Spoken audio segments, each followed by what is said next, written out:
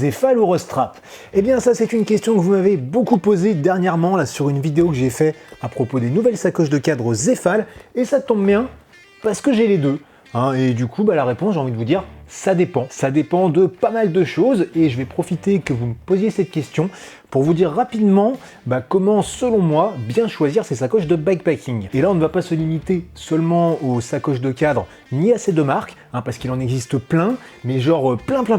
Donc ça va des marques assez connues qui ne font pas que ça, à des trucs plus artisanaux qu'il faut bien chercher pour trouver, et avec tout ce qui est proposé, mine de rien, on a vite fait de s'y perdre. Alors, si on reprend ces deux sacoches, elles font la même chose, ce sont deux sacoches de cadre, elles font à peu près la même taille. Moi, j'arrive pas bien à exactement vous montrer parce que je manque un peu de place, mais voilà, elles font à peu près la même taille, elles sont de la même couleur, et pourtant, il y en a une là qui est 3 fois plus chère que l'autre, et en même temps, elles ont chacune leurs avantages et leurs inconvénients. Du coup, pour choisir, je vais vous donner plusieurs critères, tous plus ou moins liés les uns aux autres, mais que chacun va mettre dans un ordre différent, parce qu'au final, nous avons tous des priorités et des contraintes différentes. Et d'ailleurs, dites-moi tout de suite en commentaire, qu'est-ce qui, pour vous, est la chose la plus importante, le critère le plus important pour choisir une sacoche de bikepacking? Dites-moi ça, ça m'intéresse. Voilà, maintenant que c'est fait, je pense qu'il y a un des critères qu'on va pouvoir mettre vraiment tout en haut de la liste, qui me semble être le plus important, même si souvent on dit que c'est pas ça qui compte,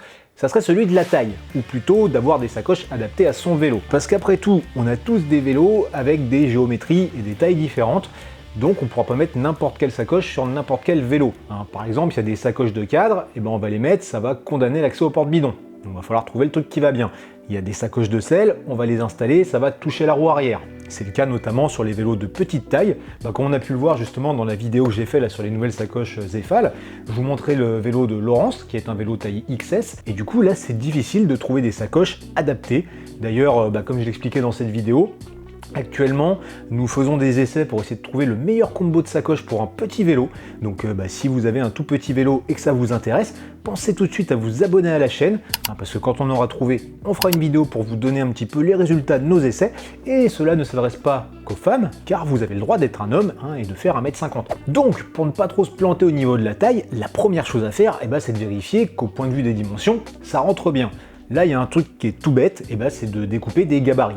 Vous prenez un morceau de carton, vous prenez les mesures de votre sacoche, vous découpez, vous placez sur votre vélo, vous allez vite vous rendre compte si ça peut aller ou pas. Après, si vous pouvez avoir la sacoche dans les mains et la placer sur votre vélo, c'est beaucoup mieux, c'est plus simple, mais on peut pas toujours. Deuxième chose, et là c'est dans le cas où vous souhaitez avoir en fait plusieurs sacoches, essayez de raisonner plutôt en volume global. Dites-vous que si par exemple, comme pour Laurence, vous ne pouvez avoir qu'une petite sacoche de cadre, peut-être que vous pourrez mettre des sacoches ailleurs, sur la fourche, au guidon, ou même au niveau du top tube, une sacoche plus longue, ce qu'on a fait pour elle. Donc voilà, au final, avec le cumul des sacoches, vous pourrez tout de même arriver à un volume intéressant. Et un dernier petit truc au niveau d'avoir des sacoches adaptées, ça va être au niveau de votre guidon. Donc on a des sacoches comme ici, avec un dry bag que vous pouvez enlever d'un harnais, et des sacoches comme celle-ci qui en fait sont d'un seul tenant. Vous la fixez à votre guidon et vous avez une ouverture de chaque côté. Alors ça, je dirais que c'est pas toujours hyper adapté si vous avez un cintre route ou gravel, qui est recourbé, parce qu'une fois que vous l'aurez mis en place, la partie courbée du guidon va vous empêcher d'avoir vraiment accès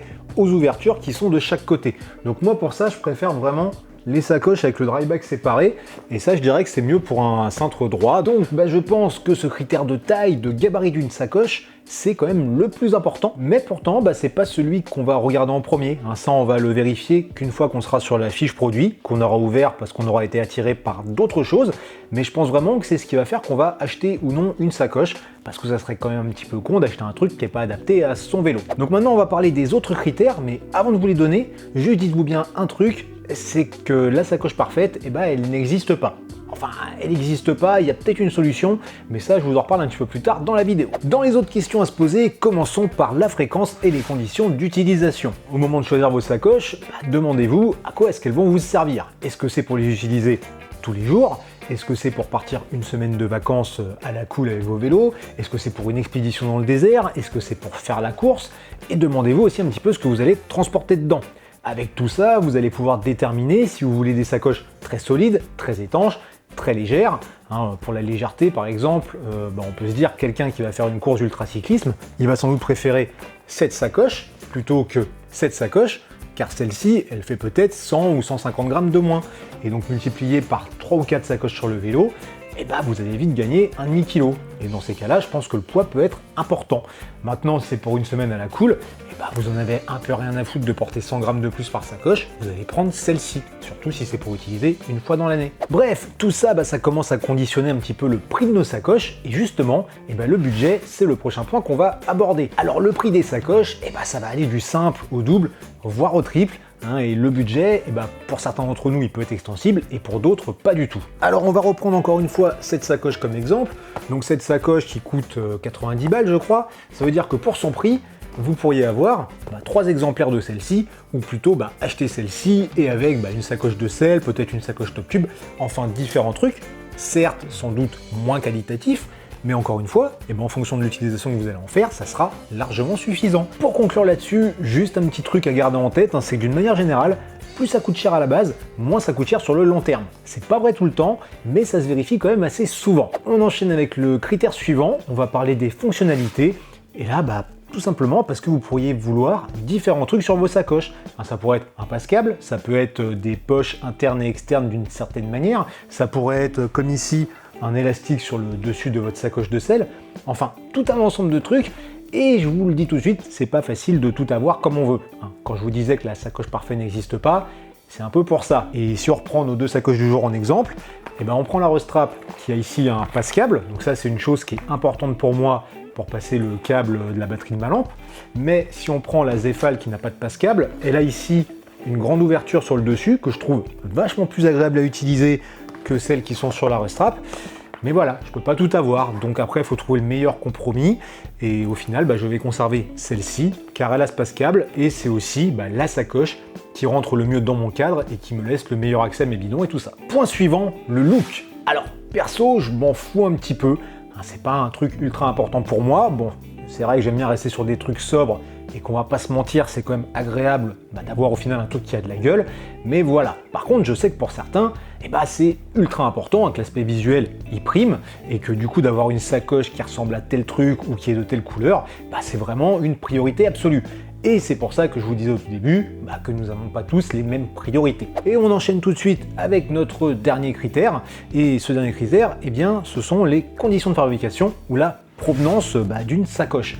Donc ça, je pense que ça peut avoir son importance, et moi le premier, je préfère avoir une sacoche qui est faite à la main de manière artisanale, plutôt que d'avoir une sacoche qui sort d'une usine à l'autre bout du monde. Si je reprends encore une fois cette sacoche Restrap, j'avais vachement apprécié d'avoir dans le paquet une petite carte me disant que ma sacoche avait été fabriquée par Andrea. Et là vous allez me dire que je ne vous ai pas parlé des matériaux dans lesquels sont fabriquées les sacoches, parce que ça pourrait avoir son importance, et oui ça a son importance, mais je pense que les matériaux de telle ou telle sacoche, ils vont être aussi en fonction des critères qu'on a vus avant.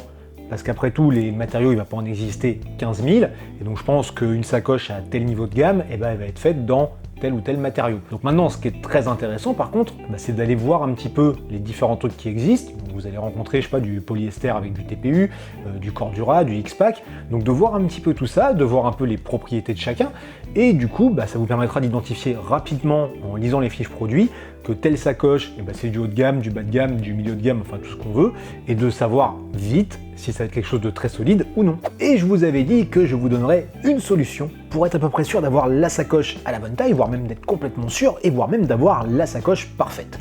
Donc on va terminer cette vidéo là-dessus, et cette solution, elle est très simple, c'est juste de faire une sacoche sur mesure. Et pour ça, c'est pas compliqué, il y a plein de petites boîtes qui le proposent. Il faut juste chercher un petit peu, mais vous allez voir que rien qu'en France, il y en a plein. Maintenant, bien sûr, ça peut avoir quelques petits inconvénients.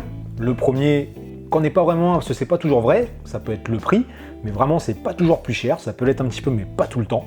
Ensuite, il y a le délai de dispo, parce que forcément, ça va être un truc un peu sur mesure personnalisé, donc le temps de parler du projet, de prendre les mesures, de faire fabriquer. Le délai de livraison sera sans doute plus long qu'un truc acheté dans le commerce. Et pour finir, vous n'aurez normalement pas de droit de rétractation si au final le produit ne convient pas. Vous savez que quand vous achetez un produit dans le commerce, vous avez le droit à 14 jours si ça vous plaît pas pour le rapporter. Là, comme c'est un truc fabriqué à la demande, que c'est une pièce unique, il n'y a pas ce délai de rétractation. Maintenant, si vous êtes un petit peu doué en couture et tout, vous pouvez aussi fabriquer votre sacoche vous-même, ça je pense que vous vous en doutez. Mais voilà, dans tous les cas, l'idée c'est vraiment de trouver des sacoches qui vont bien pour votre utilisation, qui vont bien sur votre vélo. Tout ça sans tomber dans les délires marketing et tout, mais vraiment de trouver ce dont vous avez besoin. Je pense avoir fait le tour du sujet, du moins j'ai dit tout ce que j'avais à vous dire. Donc maintenant, je vous propose, si vous voulez enchaîner, de regarder les petites vidéos qui s'affichent à l'écran qui traitent aussi de sacoches, notamment des tests matos et tout, pour vous donner des idées. J'espère que ça vous a plu et que ça pourra vous être utile pour choisir vos futures sacoches. Si vous voulez compléter, si vous voulez poser des questions et tout, on en discute bien évidemment dans les commentaires.